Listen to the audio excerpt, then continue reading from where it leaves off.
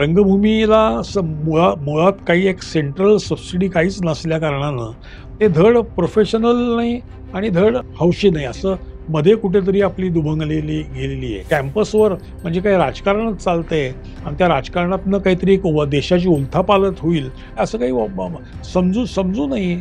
आमचे सगळे शाळेतले शिक्षक हे राष्ट्रीय स्वयंसेवक संघाचे, आमच्यावर संस्कार झाले ते सगळे संघाच्या शिक्षकांनी केले, पण आम्ही कधी संघाचे झालेलो नाही आणि त्याच्याबद्दल कोणी काही म्हटलं पण नाही.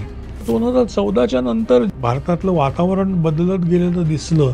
त्याच्यानं असं वाटलं की हे सगळं आता काळ्या पांढऱ्या रंगात होत चाललेलं आहे दिवसेंदिवस.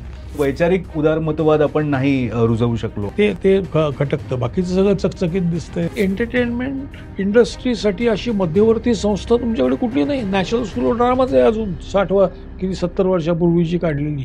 तुम्ही दिग्दर्शित कधी करणार आता? आता माहित नाही. आता तेवढी धावपळ होईल का नाही मला माहित नाही. थिएटर बघताना कोणी विचारत सुद्धा नाही आम्हाला, तुम्ही सगळ्या जगातले थिएटर बघून आलाय, घाशीराम कोतवाल सगळ्या जगभर केले की आम्ही थिएटर बांधायला गेले तर काही तुमच्या सूचना आहेत का, कोणीही विचारत नाही.